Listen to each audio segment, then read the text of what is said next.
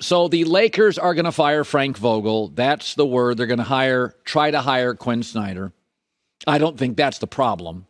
And I think we all know what I'm about to say. We all know this is true.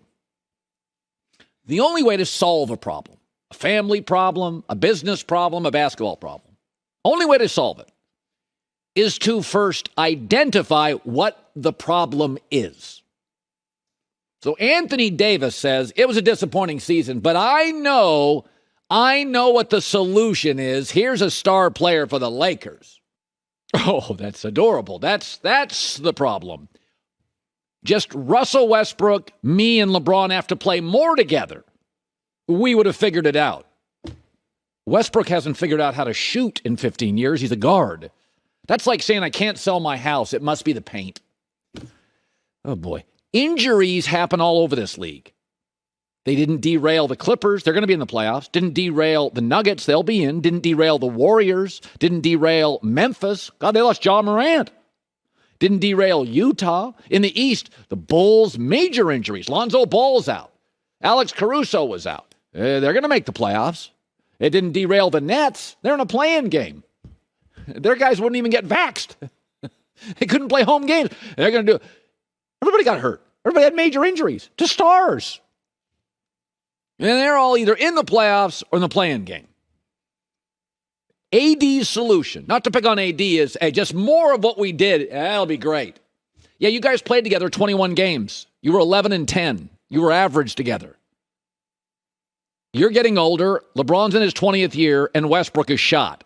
The answer is not more of that. You got to give me a break here. The story this morning is, hey, we didn't make the playoffs. No, it's worse than that. The Lakers, in the second half of the season, had a worse record than tanking Portland. Portland won 11 games after the All-Star break, Lakers 10.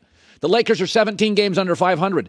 The Lakers are closer to last place in the NBA than the 7th spot in the West. Folks, no tweaking is going to fix this. There's no tweak on the market. The answer is not more of this. Okay, the answer is not fire Frank Vogel and give Quinn Snyder the job. Is Quinn Snyder rolling through the West? No, why? Because he didn't have enough athletic wings. He's got an all-star guard and an all-star center. And he wins a playoff series every year. Maybe 2. That's what you can do with that roster. The answer is not firing Frank Vogel, and the answer is certainly not more of what we've seen. The answer is blow this puppy up. The solution isn't more of what we've been watching this year. Westbrook shot. LeBron will be in his 20th year. They're both super expensive. AD's super expensive. And in the last decade, twice he's played over 70 games. And you want more of that. The agents, the stars, they can't even identify what the problem is. And I don't have any great solution today because the NBA is paralyzed by, quote, competitive balance. So it's not a league of hope. If you're bad and have bad contracts, you're bad for years and years and years. That's why the NFL continues to separate from the NBA. You can go from irrelevant to fantastic in about 2 drafts and 2 free agency periods. I mean, Jacksonville's been a tire fire for years. They just went and spent $200 million on free agents, got a new coach, have a promising quarterback. I kind of want to watch them play. It doesn't work that way in the NBA.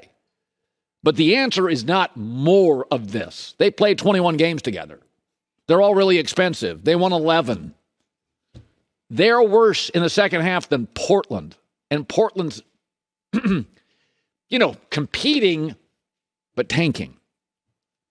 Oh, boy. Bill Oram from The Athletic was on earlier this week. And the Lakers, because they are such a gigantic brand in a glamour sport, can usually, faster than other franchises, pivot. The question now, as Bill asks, can they? I think LeBron and AD are going to be the centerpiece of this, at least for another year. The Russell Westbrook component is much more interesting. I do blame Russ, the contract, and the decision to trade for Russ for basically everything that's happened and all the pieces that, basically had to fit around him. One thing we know about the Lakers is that their value system is give us cap space and we will bring in a superstar. And that worked for them once in 2018 when LeBron James decided to come to the Lakers. But you saw it year and year again at the end of Kobe Bryant's career. Stars didn't want to do that. And it will be very interesting to see if at the end of LeBron's career, if the Lakers do preserve that cap space, if stars are going to want to come play with LeBron at 39, 40, 41 years old. And that's an intriguing question. LeBron in his prime, absolutely. Ray Allen, Shane Battier, Chris Bosh, Kevin Love would give up big chunks of their identity to play with LeBron. In year 20, I think LeBron's more interested in elevating Bronny than teammates. I think LeBron has his money, has his rings, has his legacy. I think it's about family now. It's about family and business. He doesn't seem that deeply bothered by losing. I mean, he wants to win. We know that. And for the record, I think all athletes, when they hit the mogul stage, Brady's the exception, winning's part of it. It's not everything. But I don't think in year 20 and 21 of LeBron, young stars are going to want to hand over some of their game for LeBron, who only plays really one way, with the ball in his hands. I do not see a way out unless you blow it up. It's one of the reasons that the NFL is really pulling away from the NBA is a simple word: hope. In the NFL, you can be bad, and then like 2 drafts, you get a good coach, right quarterback. I mean, the Rams were terrible, and then they were in a Super Bowl. Whoa.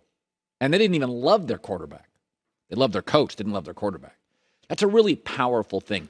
I've always said that about presidents, like leaders. Like, give everybody hope. Doesn't mean you can solve the economy or keep the gas prices down. Make everybody feel like they have a fighting chance, right? And the NBA is often a very progressive league, but here's where they're completely outdated as a league. They are paralyzed by competitive balance, and it exists nowhere. And that's fine. Think college football has it, or tennis? Golf was never more popular than when Tiger was winning every Sunday. Even in the NBA, the Lakers and Celtics have 34 titles. Clippers don't have any. Sacramento, Orlando, New Orleans, Charlotte, they don't have any. So yeah, that competitive balance thing, Adam Silver, yeah, it's not working.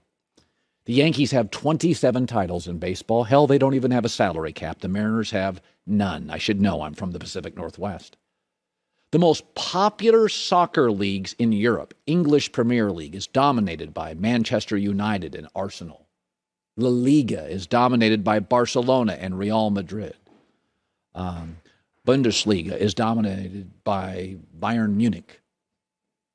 For 50 years. And they're all flourishing, and nobody's losing any sleep. One of the fastest growing sports in the world is F1 racing. Netflix did a big documentary on it. 2 teams have won the last 12 championships, and it's exploding in popularity. The NBA's worst dynasty was the 70s. 8 different teams won a championship. None were memorable. It's good for me. I'm from the Pacific Northwest. Blazers won, Sonics won. It was a disaster. The league was running out of money. And then dynasties happened, and Michael Jordan happened, and Magic happened, and they're doing documentaries on winning time, not the Nick Anderson Orlando Magic team that couldn't hit free throws and gagged. Who are we doing documentaries on? Who are we connecting with? Jimmy Johnson, Troy Aikman's Cowboys, not the Chan Gailey bunch. The NFC East is awful. It feels like every year there's a different winner. You know who's dominating the AFC West? The Chiefs in the last 5 years. It's more interesting. Stop being paralyzed. The NBA makes it impossible to make trades. You get a bad contract like Westbrook, you can't get rid of it. If you do, you have to inherit other contracts. NFL, bad contract, cut him out, start over. You have to allow general managers and owners and coaches to make mistakes in personnel, because we all do. Bill Belichick can't draft to save his life. Pete Carroll's a legend. They haven't had a good draft in Seattle in 5, 6, 7 years. You have to allow hope, and the NBA does a lousy job. Lakers are trapped for years. They're not going to be able to get out of AD's deal. They can't get out of Westbrook's. Maybe they can, maybe they can't, but they'll have to inherit bad contracts. The NFL is constantly selling you this. We're close. We're close. Rams moved from St. Louis to Los Angeles. They were playing in a college stadium. They hire Sean McVay, magic. They didn't even love the quarterback part, the most important asset in the league. They didn't even love that. Got to a Super Bowl. So if competitive balance is the be-all, end-all, you're outdated. NFL totally gets this. In fact, I would argue more than ever, teams are tanking, and there's nothing the league can do about it. You can't tell a coach who to play and who not to play. The second thing is college basketball now is handing the NBA 19-year-olds who are clearly incapable of coming into pro basketball and altering history. It was different when Ewing or Duncan would come into the league. Whoever got Duncan was going to have an all-star. We all knew it. Same with Ewing. And that could change the course of history. Those days are long gone. You're getting a 19-year-old now. Even if you like Karl Anthony Towns, he's not changing the league. He can't change the standings. Forget the history of the league. So more than ever, the NBA should get out of worrying about competitive balance. You don't have any. The Lakers and the Celtics have 34 titles. Sacramento can't get out of its own way. Make it easier to trade. Hope is a powerful drug in sports. And it is why the NFL has to be very careful about making it a quarterback-dominant league. Because if you don't have one, you got no shot. In the last 2 years, I have looked at the NFL and thought, there's 10 teams that can't even consider the Super Bowl. That's bad. That's bad. College football is getting into that. That is bad. But like the Lakers didn't make the playoffs, they're done. I mean, that thing, good luck. It shouldn't be when you're charging more per game than any other professional league in sports, the NBA.